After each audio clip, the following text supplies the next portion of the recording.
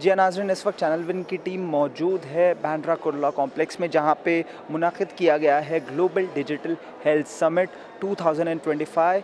It is being conducted from 19th up till 21st सितंबर, यानी ये 3 दिन का मेगा इवेंट है। इस इवेंट का पूरा फोकस है कि किस तरह से इंडिया के हेल्थ केयर सेक्टर को रेवोल्यूशनाइज़ किया जाए और किस तरह से इसे रीसेट किया जाए, क्योंकि इंडिया का हेल्थ सेक्टर चाहता है एक मॉडर्न डिमांड, और इसी डिमांड को पूरा करते हुए, इस हेल्थ केयर सेक्टर की डिमांड को पूरा करते हुए जो है इस एग्जीबिशन को, इस समिट को मुनाकिद किया गया है। आइए चलते हैं अंदर हमारे साथ और अंदर देखते हैं कि क्या क्या मॉडर्निटीज़ और एग्जीबिशन और स्टॉल्स अंदर मिस्टर अली जैदी साहब, और वो हमें बताएंगे कि यहाँ पे जो इक्विपमेंट्स रखे गए हैं, मेडिकल इंस्ट्रूमेंट्स, वो किस तरह से ऑपरेट करते हैं, उनके यूजेस क्या है। सर, सबसे पहले हम ये जानना चाहते हैं कि जो मेडिकल इंस्ट्रूमेंट हमारे सामने है, ये बेसिकली है क्या?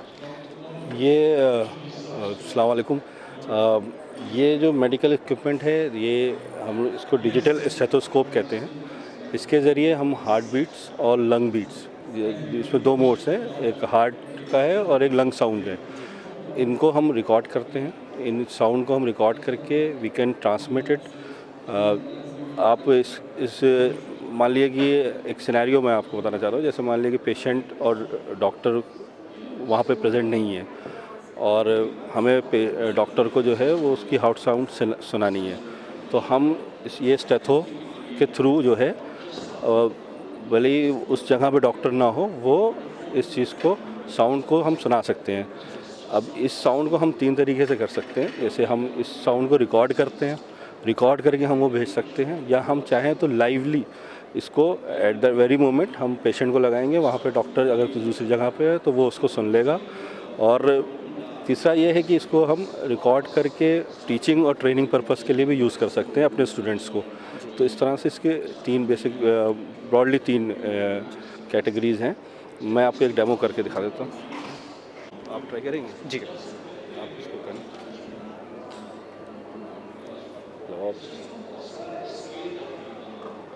आपको हार्ट बीट सुनाई दे रही है ऑब्वियसली। जी। अब ये हार्ट बीट को मैं रिकॉर्ड कर सकता हूँ, और इसको मेरा एक ऐप है, डिजी डॉक्टर ऐप, उसमें रिकॉर्ड करके मैं इस साउंड को अपने कंसल्टेंट या डॉक्टर के पास उसको भेज सकता हूँ, जहाँ कि वो इसे के मतलब अर्ली डिटेक्ट कर सके कि अगर कोई इशू है या कोई प्रॉब्लम है तो वो उसको बता सके। हम ये कह सकते हैं कि बहुत ही ज़्यादा यूज़फुल डिवाइस है कि दुनिया में कहीं पे भी, मिसाल के तौर पे अगर आपको डॉक्टर को अपनी हार्ट रेट सुनानी हो, तो ये ट्रेनिंग पर्पसेस के लिए भी बहुत ज़्यादा फ़ायदेमंद है। Thank you very much sir. Thank you. सबसे पहले सर, हम ये जानना चाहते हैं कि ये जो डिवाइस हम यहाँ पे देख सकते हैं, तो इसके फीचर्स क्या है और किस तरह से जो है इंसानियत के लिए ज़्यादा यूज़फुल है? अभी तक क्या है कि जब आपने देखा होगा कि जैसे आप मॉनिटर पे भी देखते हैं, वहाँ पे लिखता है PR और HR, pulse rate and heart rate, ठीक है। तो जनरली वो कहते हैं बराबर ही होता है। डॉक्टर से पूछेगा तो हाँ बराबर ही होता है 1-2, बट अगर हार्ट से पल्स तक अगर ट्रैवल करे तो there will be a difference, ठीक है। तो हमने क्या किया कि रडार डिवाइस बनाई है। इसमें क्या है कि ये ओवरऑल पेशेंट को मॉनिटर करता है और उसका पल्स रेट और हार्ट रेट इस पर बताता रहता है। तो इससे क्या है कि यू विल गेट, वो हम कहते हैं ना अचानक हार्ट अटैक आ गया है ना, तो वो सब चीज़ें अचानक नहीं होती, कुछ डेवलपमेंट होता है। वो चीज़ें आप इस मेरे रडार डिवाइस के थ्रू आप देख सकते हैं। ये है रडार डिवाइस। अब हम जानना चाहते हैं कि ये जो नेक्स्ट डिवाइस है, इस बारे में हमारे व्यूअर्स को आप बताएं। देखिए, अगर आप देखें कोविड के बाद से हर आदमी हेल्थ कॉन्शियस हो गया, और आपका जो IoT डिवाइसेस हैं या होम केयर डिवाइसेस, उस पर काफ़ी वर्क हो रहा है। तो हमने क्या किया कि अगर जो होम केयर में है, जो ओल्ड लगे पेशेंट भी हैं या ओल्ड पर्सन है, जीआरटिक पेशेंट्स हैं, तो उन लोगों को हम कैसे मॉनिटर करें, ठीक है, उन लोगों को हम कैसे मॉनिटर करें। तो इसके लिए हमने क्या किया कि एक मॉनिटर लिया। पहले हमने कहा कि जैसे फिलिप्स और डिफरेंट कंपनियां हैं जो मॉनिटर बनाती हैं, तो उनसे हमने ये कहा कि आप हमको इसका कोड दे दीजिए ताकि हम इसमें और फीचर्स डाल सकें। तो उन्होंने कहा नहीं, हम कोड नहीं दे सकते। तो हमने कहा लाओ हम अपना ही बना लेते हैं। तो मतलब हमारे जो चांसलर साहब हैं, उनका विज़न था कि यार हम लोग डिजिटल इंडिया और मेक इन इंडिया प्रोडक्ट बनाए। उसके तहत ये चीज़ बनाई गई। इसमें क्या है कि you will get all the features of monitor. जितने मॉनिटर के फीचर्स हैं वो तो आपको मिलेंगे, साथ के साथ आपको वीडियो कॉलिंग भी कर सकेंगे। तो इसमें क्या है कि पेशेंट को क्या, डॉक्टर कहता हमने देखा नहीं तो हम कैसे बताएं, तो आप पेशेंट को देख भी सकते हैं। जैसे होता है कि आंखें दिखाओ तो आई मूवमेंट देख सकते हैं, टंग दिखाओ कि हाइड्रेटेड है डिहाइड्रेटेड, तो ये वेब कैम के ज़रिए हम ये देख सकते हैं। तो ये इसके फीचर्स हैं, यही इसकी यूएसपी है। अब नेक्स्ट हम बढ़ते हैं। लगाओ। देखिए, आपने देखा आज के टाइम पे हार्ट के पेशेंट बहुत हो रहे हैं, ठीक है। अब उसको IoT डिवाइसेस आने लगी, वॉचेस आने लगे जिससे हम कनेक्ट कर रहे हैं, बट इसकी एफिशिएंसी काफ़ी कम है, इसकी एक्यूरेसी काफ़ी कम है। तो उसके लिए हमने क्या किया कि जो मॉनिटर्स के, जैसे आपने ये बड़ा मॉनिटर देखा, उसी का ये छोटा वर्जन है। इसको आप अपने कार में भी रख सकते हैं, है ना। आप अपने कार की बैटरी से ये पूरा चल जाएगा। बट ये जो बॉक्स है, जो ये फीचर है, इसमें सब चीज़ है आपको। मतलब आप BP भी ले सकते हैं, ECG भी ले सकते हैं, और वो पूरा चीज़ें आपके डॉक्टर के पास लाइव चला जाएगा। तो ये आप देख रहे हैं, इसमें जैसे अभी ने पल्स लगाया, ये आपका पल्स आ गया। फिर आपका SpO2 वो आ जाएगा। BP करना है, ये BP कफ लगाया आपने, इसका BP आ जाएगा। फिर आपने ECG डिवाइस लगाई, आपका EC आ जाएगा। तो complete set of parameters will be available to the doctor instantly, क्योंकि it will be connected to our Bluetooth devices. अब नेक्स्ट हम ये जानना चाहते हैं कि ये डिवाइस के बारे में हमारे व्यूअर्स को बताएं जी। ये क्या है, आपका जब पेशेंट शिफ्टिंग होता है, पेशेंट अगर एक वार्ड से दूसरे वार्ड में शिफ्ट होता है और one hospital to another hospital जब शिफ्ट होता है, तो क्या होता है कि उसके जो पैरामीटर्स हैं वो हम लाइव देयर डिवाइसेस को हम शिफ्ट करने के लिए यूज़ कर सकते हैं। But this is connected to our dashboard. So इसमें क्या है कि जब भी पेशेंट का मूवमेंट है कि रास्ते में कितने उसका BP रहा, SpO2 कितना रहा, पल्स क्या हो रही है, ECG कहाँ पे जा रहा है, वो पूरा आपको वहाँ पे दिखाई देगा डॉक्टर के पास, ताकि उस जब तक पेशेंट रास्ते में है और वो शिफ्ट होगा तब तक उसको पूरा पैरामीटर मालूम हो जाएगा और अपने ट्रीटमेंट के लिए रेडी रहेगा वो। ये इसका फ़ायदा होगा। And next is which is diagnostic ECG. So what do you mean by this and this? No. देखिए, ECG मशीन्स तो मार्केट में अवेलेबल हैं, बट हमने ये जो ECG मशीन बनाई उसका जो रीज़न ये है कि ये हमारा डिजी डॉक्टर जो मेरे ऐप से कनेक्टेड है, तो ये डेटा डायरेक्टली मेरे ऐप पे चला जाएगा और आपका AI के ज़रिए देख लेगा कि क्या पोजीशन है और ये ECG कहाँ की तरफ जा रहा है। ये And the last is oxygen flow controller. So basically ये क्या है पूरा? देखिए, ये जो ऑक्सीजन फ्लो कंट्रोलर है, आपने कोविड में देखा ना कि ऑक्सीजन की बहुत वेस्टेज हो रही है ना।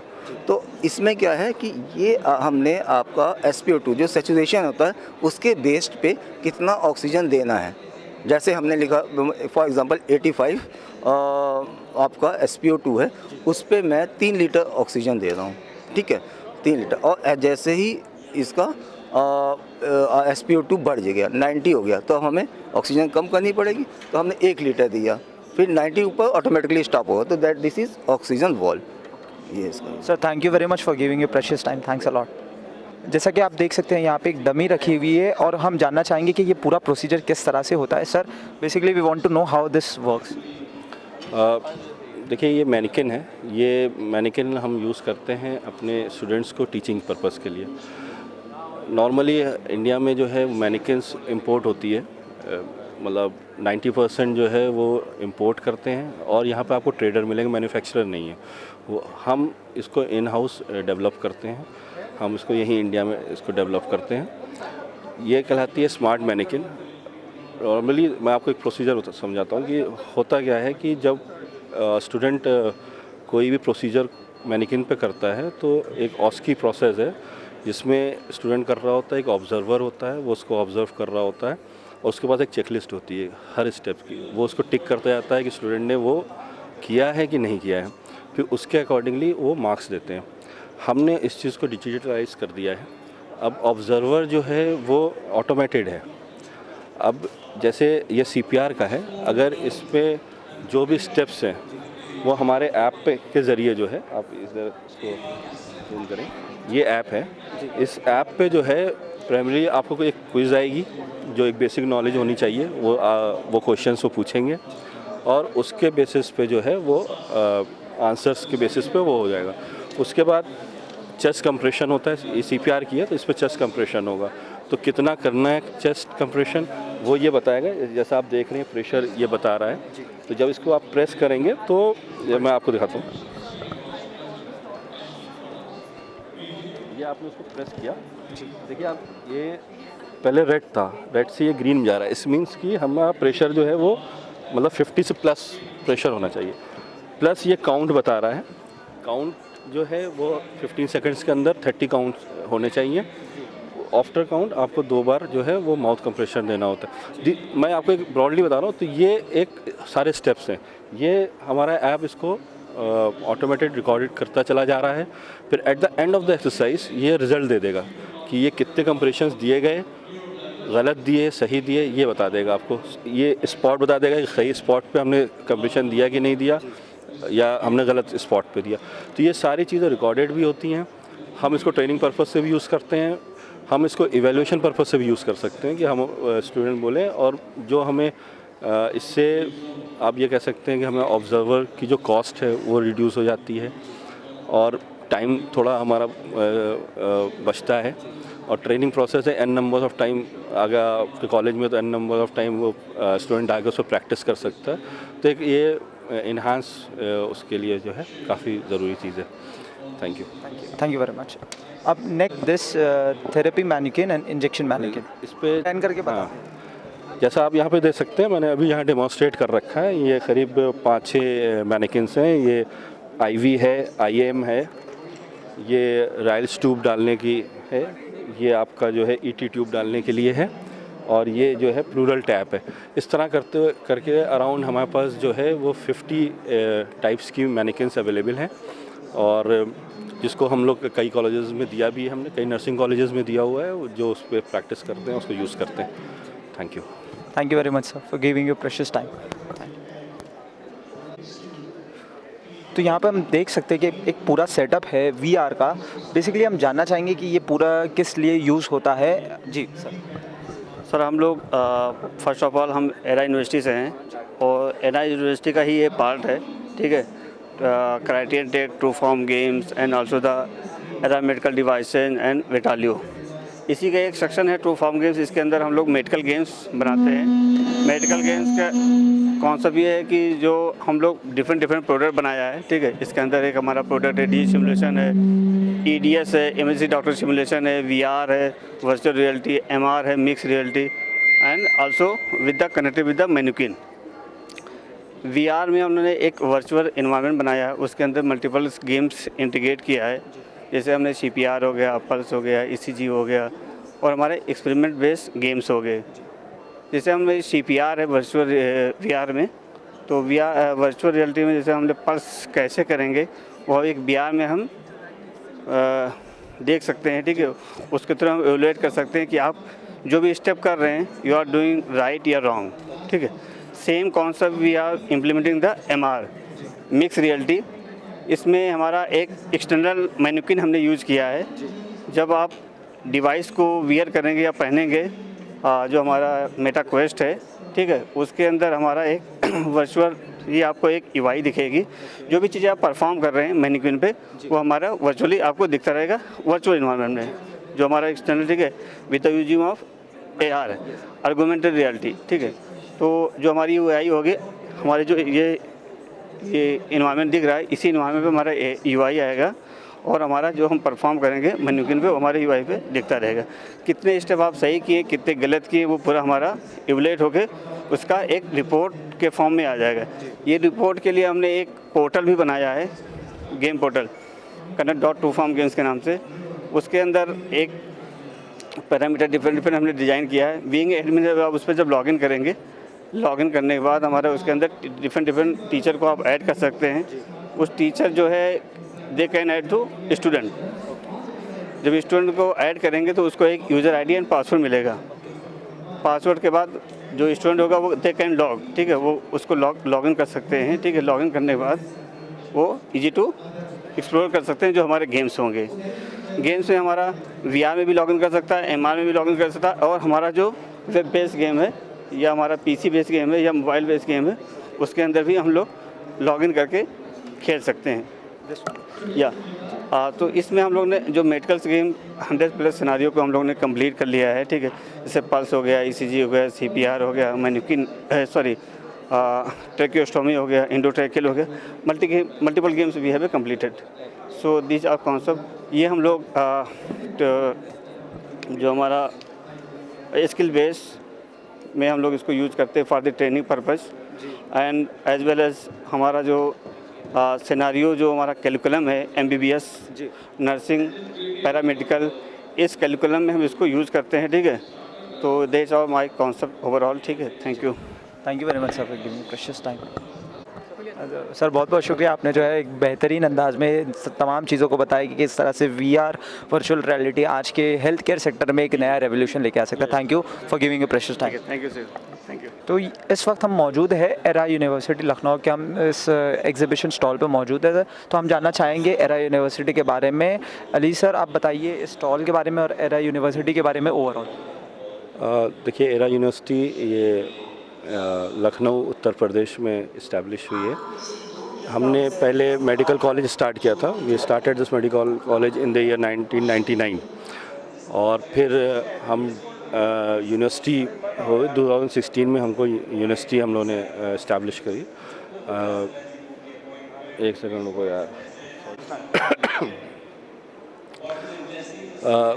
एरा यूनिवर्सिटी 1999 में लखनऊ उत्तर प्रदेश में इस्टेब्लिश हुई और फिर हम यूनिवर्सिटी 2016 में इस्टेब्लिश हुई और इनिशियली जो है वो MBBS और MD कोर्सेज हमने किए। There are around 19 PG courses which you are running. और यूनिवर्सिटी में हमारे जो है बैचलर कोर्सेज हैं in paramedical and allied sciences, diploma courses भी हैं in paramedical and allied sciences. हमने नर्सिंग एंड फार्मेसी दोनों के बैचलर एंड मास्टर कोर्सेज हैं और हम PhD प्रोग्राम्स जो हैं वो भी रन करते हैं। अराउंड 25 सब्जेक्ट्स में हम PhD कोर्सेज ऑफ़र करते हैं और डिप्लोमा कोर्सेज और bachelors and master courses in paramedical sciences, in allied sciences, nursing and pharmacy, इतने कोर्सेज हम लोग रन करते हैं। और for MBBS and MD and MS courses NEET के थ्रू होता है और बाकी कोर्सेज के लिए हम लोग जो है एंट्रेंस एग्ज़ाम कंडक्ट करते हैं और उसमें जो बच्चे पास होते हैं उनको हम लोग लेते हैं जी।